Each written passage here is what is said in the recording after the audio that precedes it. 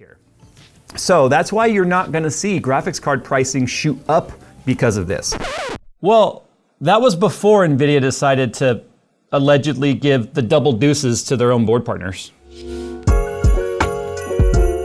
Meet the Athena M4M from Gamdias, a compact micro tower built for gamers, creators, and anyone who wants big performance in a small footprint. Right out of the box, the Athena M4M makes a statement with its mesh front panel, a sleek RGB light strip, and 3 pre-installed Notice M1 fans, all tied together with an 8-port fan hub and a PSU extension cable, making it for an easier build. The build quality is rock solid. Modular detachable panels with clasps and thumb screws make every section easy to access, and its minimal design fits perfectly into modern setups without taking over your desk. But airflow is where the M4M really shines. You get a perforated mesh front, side, and top dust filters, and a front-mounted PSU layout that keeps cables out of your cooling path. And pair that with the BTF motherboard support, your build looks clean from every angle. For cooling power, the included Notice fans deliver smooth, quiet airflow, and the case supports up to 9 fans total. And yes, the compact tower handles dual 360mm radiators, top and bottom, giving you water cooling potential, normally reserved for much larger cases. And despite its small size, compatibility is huge. GPUs up to 395mm in length,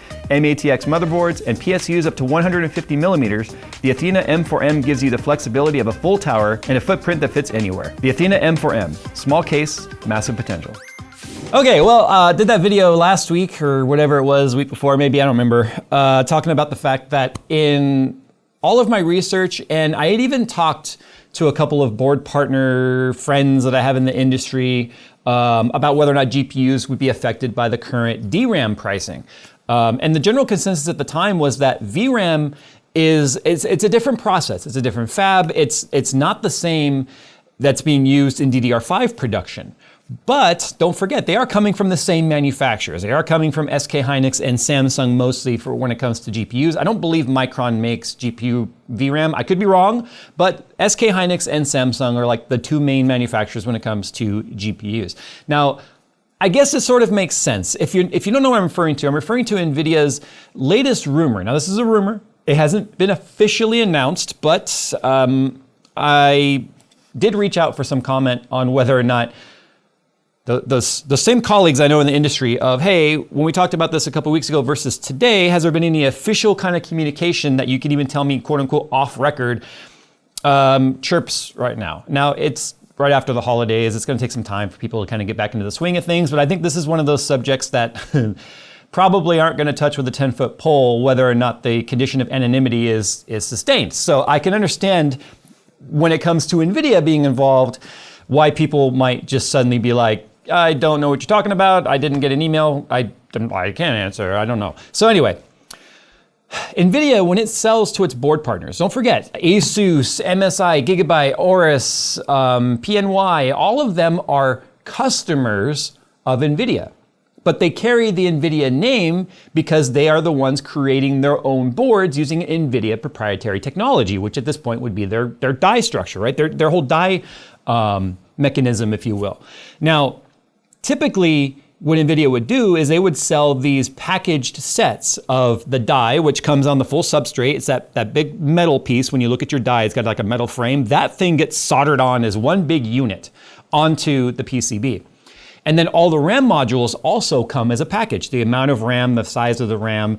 That way it's literally just, they design the PCB, they being the board partners, and then NVIDIA supplies the die and then the RAM to stick onto there. And then the board partners can customize their own designs and their own power phases, the overall, customization if they want, or they could just follow the reference spec or whatever. But the latest rumor is that NVIDIA has basically said, hey, everyone, we're going to continue to sell you the die, but you are responsible now for sourcing your own VRAM. Now, there's a couple of reasons that you can speculate that this might be. One, because if those fabs that we're talking about that are producing DDR5 right now, which is in super high demand because of AI build-outs for AI data centers and AI super machines and whatever the crap Skynet shit they're building today.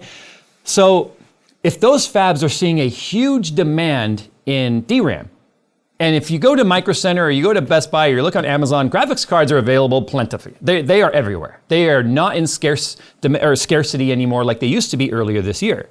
So if you're the manufacturer, let's say you're SK Hynix or Samsung, and you have an opportunity now to turn on more fabs to produce your higher demand product, which in this instance would be DDR5, it makes sense they might ramp down production of GDDR6, okay? So, or even GDDR7. So GDDR7 is what the 50 series is currently on, and you got 6 and 6X, which is what 40 series was on. But if you are gonna have to make a choice based on where you're gonna spend your efforts and your manufacturing costs, it makes sense to put it into the higher demand product. So that means NVIDIA may not be able to source enough themselves to also create their AI GPU product. See, it's all one big circle, and we've talked about this before. If the manufacturer has only so much product they can produce because there is a limit to what they can manufacture, they're gonna put that effort into what is most profitable for them. The same goes for NVIDIA. They are manufacturing consumer GPUs and such, like this 5090 right here, which is the top of the stack when it comes to consumer grade product. Then it goes from there, starting at like the RTX 6000, which is like the bottom of the enterprise stack, if you will. And then it only goes up from there. Those cards that are used in enterprise, that are used in everything from professional workflow, all the way up to AI learning and training models, use anywhere from 92 gigabytes of VRAM and up. So you can imagine how much NVIDIA has to sort of figure out what they're gonna make available to their board partners. So I have a feeling this is also supply and demand having a trickle down effect, or trickle down economics, if you will, where you start at the source, which is the manufacturer of the RAM. They are now turning off certain fabs or maybe switching over tooling to creating more of a product that's needed somewhere else, which is highly profitable right now because it's not going up because it's costing more to manufacture. It's going up because they can't keep up with the demand. So it's supply and demand, which is economics 101. Even the most layman can understand that most of the time. But anyway, I digress. So NVIDIA now is probably hanging on to every module they can get their hands on because they are also involved in the back-end deals taking place in all of these AI data center build-outs. Because NVIDIA is one of the main suppliers of AI-driven GPUs. That is the other major component that's going into those racks that are being built that's eating up all the DDR5.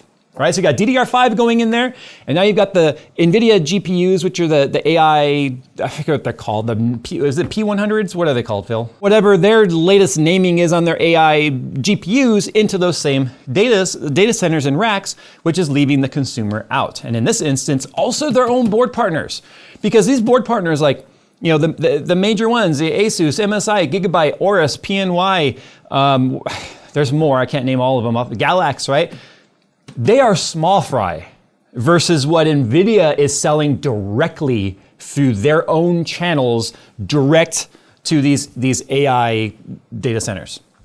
So now what's potentially gonna happen is by the time we have that trickle-down economic effect happen, you're gonna start to see probably varying pricing models now on that RAM, whereas you have a singular price model saying B2B or business to business, this supplier to NVIDIA. That's a one channel lane. That's a one lane channel right there, right? To NVIDIA, and then NVIDIA disperses it to their board partners.